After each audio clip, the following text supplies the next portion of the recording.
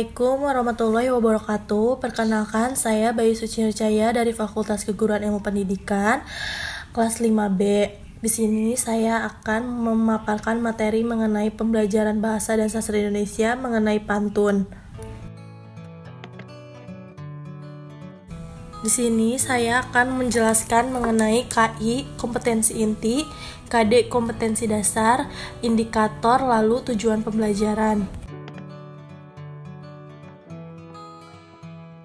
Yang pertama, kompetensi inti. Yang pertama yaitu menerima dan menjalankan ajaran agama yang dianutnya. Yang kedua, memiliki perilaku jujur, disiplin, tanggung jawab, santun, peduli, dan percaya diri dalam berinteraksi dengan keluarga, teman, dan guru. Yang ketiga, memahami pengetahuan faktual dengan cara mengamati, mendengar, melihat, membaca, dan menanya berdasarkan rasa ingin tahu tentang dirinya, makhluk ciptaan Tuhan dan kegiatannya, dan benda-benda yang dijumpainya di rumah dan di sekolah. Yang keempat, menyajikan pengetahuan faktual dalam bahasa yang jelas dan logis dan sistematis, dalam karya yang estetis, dalam gerakan yang mencerminkan anak sehat, dan dalam tindakan yang mencerminkan perilaku anak beriman dan berakhlak mulia. Selanjutnya ada kompetensi inti dan indikator. Yang pertama, 3.6 menggali isi dan amanat pantun yang disajikan secara lisan dan tulis dengan tujuan untuk kesenangan.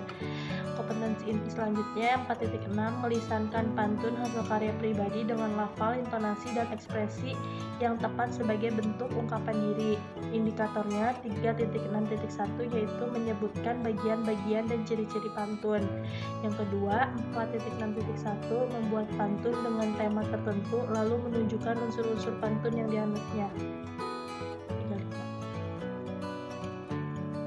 Selanjutnya, tujuan pembelajaran. Yang pertama, dengan kegiatan mencari tahu tentang pantun, siswa dapat menyebutkan bagian-bagian dan ciri-ciri pantun dengan tepat.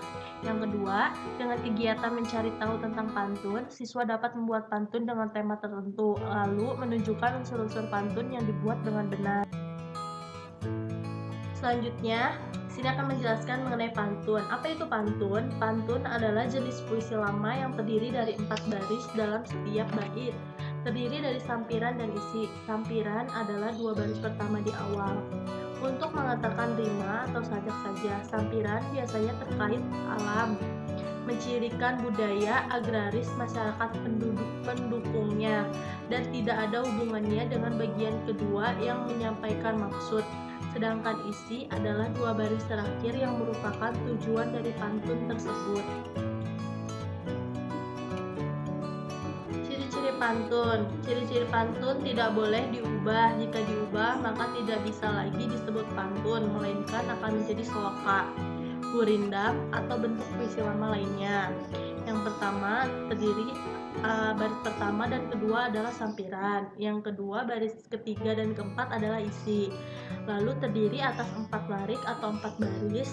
Tiap baris terdiri dari 8 sampai 12 suku kata.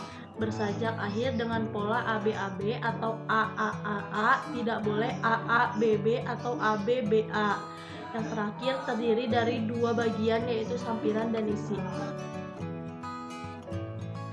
Selanjutnya ada jenis-jenis pantun. Yang pertama ada pantun anak. Pantun anak-anak terdiri dari pantun bersuka cita dan pantun berduka cita. Yang kedua ada pantun jenaka. Pantun jenaka adalah pantun yang lucu dan bertujuan untuk menghibur.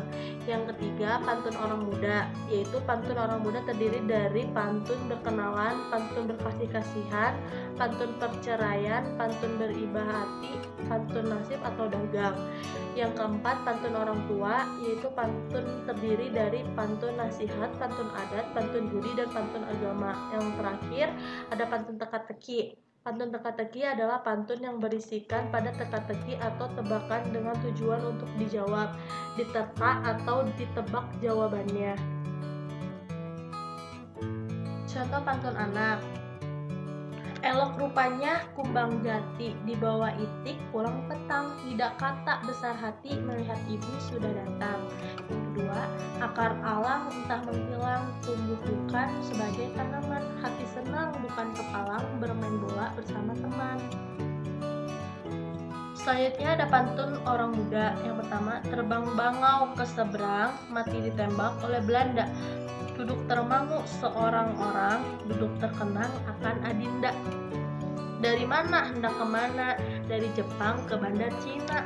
Kalau boleh kami bertanya, bunga yang kembang siapa punya?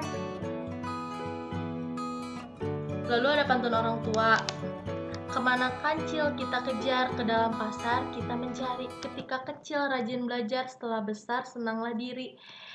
Jangan dipetik selagi kuncup, biar tumbuh bersama duri. Menghormat orang tua selagi hidup lebih mulia daripada kenduri. Lalu ada pantun jenaka. Contohnya, orang Sasak pergi ke Bali, membawa pelita semuanya, berbisik pekak dengan tuli, tertawa si buta melihatnya.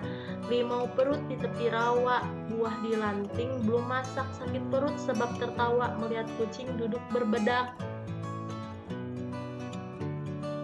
Yang terakhir ada pantun teka-teki. Contohnya, kalau tuan bawa keladi, bawakan juga si pucuk rebung. Kalau tuan bijak bestari, bintang apa tanduk di hidung.